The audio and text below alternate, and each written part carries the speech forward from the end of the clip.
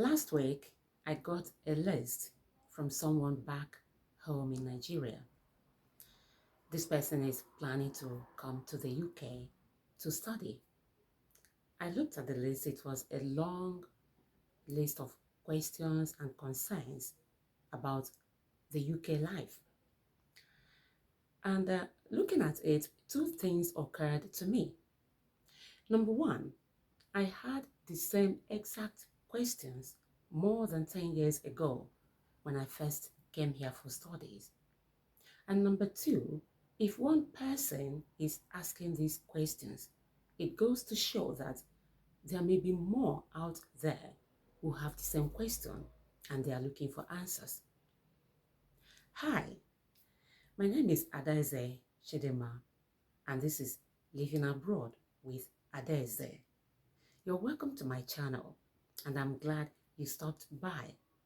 First of all, I would like to let you know that this is meant for people who are planning to move to the UK for studies, for work. People move for various reasons.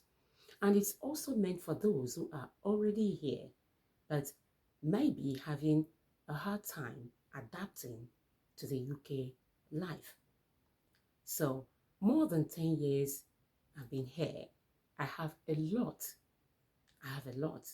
to share with you.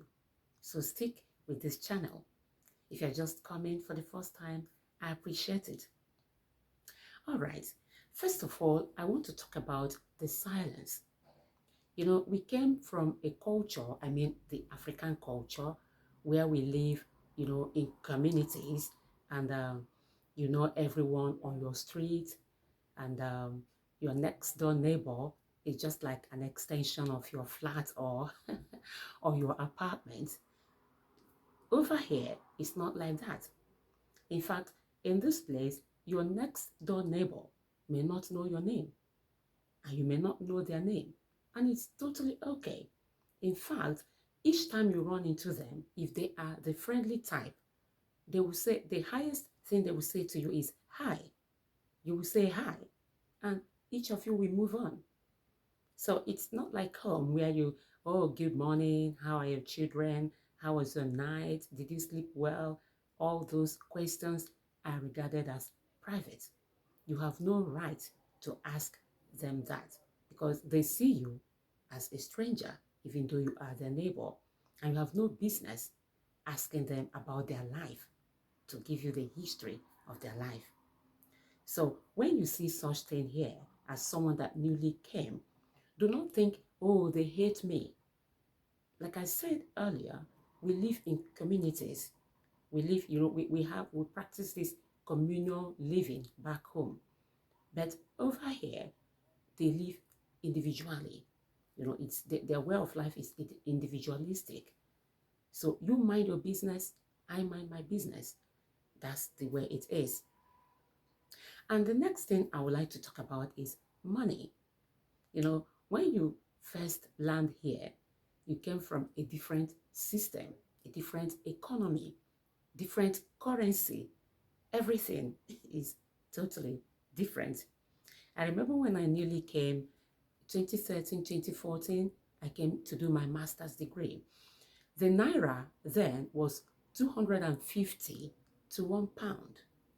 Yes. And I remember each time I go to the shops, I was always converting it in my mind. If I see something, £1, in my mind, I'll quickly think, that's 250 naira. If it is for £2, I'll quickly be like, that's 500 naira.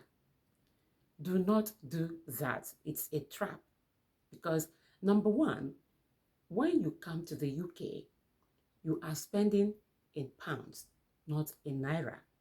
You pay your bills, you pay your rent, you go shopping, everything you do is in pounds. So why are you converting? And if you keep doing that, you may end up making some errors in your shopping. You might overspend. Maybe you see something, £5, you feel like, oh, it's just £5. You overspend. Or you see something you are supposed to pay higher. Maybe you see a nice winter jacket. You feel like, £30. That's how much in Naira. But the truth is, that jacket cannot, you should place a premium on it because when winter comes, you will definitely need it. So the price shouldn't deter you from buying something that is valuable as that. I'm just giving examples. So you are here now, you spend in pounds, you live in an economy run by pounds. So, go a bit low on the conversion to Naira. All right. And if you're here, maybe you are already here working or studying and you have any cultural shock when you nearly came, I'll be interested. I would like to hear them. So please do me a favor and put such experiences in the comment section. I promise you I'll read every one of them. And who knows, my next video might be recorded using your topic as the title. So, or using your question, using your experience as the title. And if you're a student who is planning to travel and this video comes your way and you have any question of yours, do put it on the comments as well. I will read it and I'll reply. And if I have to make a video on it, I can as well do that. This channel is to help as many people as possible so that the bad decisions, the mistakes I and so many other people who came here before you made, you will not end up repeating it yourself. So, having said that, the next thing I want to talk about is the Nigerian attitude. It's a problem. And the thing is, some people travel to the UK with this Nigerian attitude. And when it causes a misunderstanding or it causes, puts them in a tight corner, the first thing you hear them say is, oh, they're being racist. But most of the times, that is not true. Get me here, I'm not dismissing racism. Racism is here, okay? But what I'm trying to say is, when you travel, try to adjust your behavior. Back home, most people are loud naturally. They're naturally loud. The way they talk, the way they interact, they always, sounding so aggressive. So tune it down when you come over here. Don't go to work, maybe you have a job and you begin to talk over your manager the way you will talk over your uncle during Christmas, whatever, dinner at home. It won't work because that situation may land you in a kind of problem which may cost you your job, cost you your reputation, and if care is not taken, depending on what really transpired, might cost you your visa. So we don't want you to experience that. And I am not also asking you to change who you are. No, I'm just saying now you are in a new environment. Let that new environment, polish you, become refined. Don't be like, what they will say, you can take a man out of XYZ place, but you cannot take XYZ place out of the man. I don't want to use any place at all, but you understand what I'm saying. So let it reflect on you that even when you're talking to people back home, they will see that, oh, that place is really having an effect on you. For example, myself, one thing that this place has taught me is being patient. Is being patient. Because when you come here, you see that you have to be on the queue. And it also relates to the Nigerian attitude I'm talking about. We come from a place where you can jump the queue. You can feel like, oh, I'm connected. Oh, I know the person. Oh, this person knows me. No, it doesn't work like that here. When you go to the bank or you go to anywhere, there is a queue, even on the bus stop. On most bus stops, they have queues.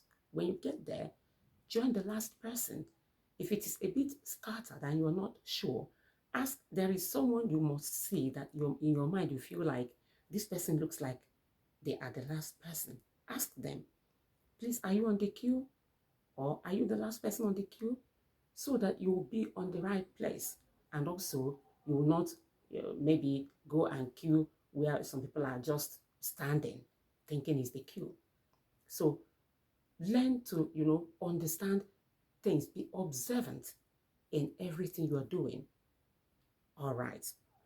Having said that, I want to give you a practical tip for those who are planning or aspiring to travel. Before you do that, research the specific city you are going. Make sure you do that. Back home, when people say, oh, I'm going to the UK, it is United Kingdom. It is United Kingdom. England, Scotland, Wales, and Northern Ireland. These are the four kingdoms that make up what we call the United Kingdom. So it's not just one place. And also, most people know this, but when they are traveling, they maybe have London plan. London is different from Manchester, Birmingham, Derby, Liverpool, wherever. So many cities and towns in this place. So the way they are different, that is how the living expenses are different from each other. That is how job opportunities are different. That is how even the weather is different. So that is why I'm giving you this practical tip.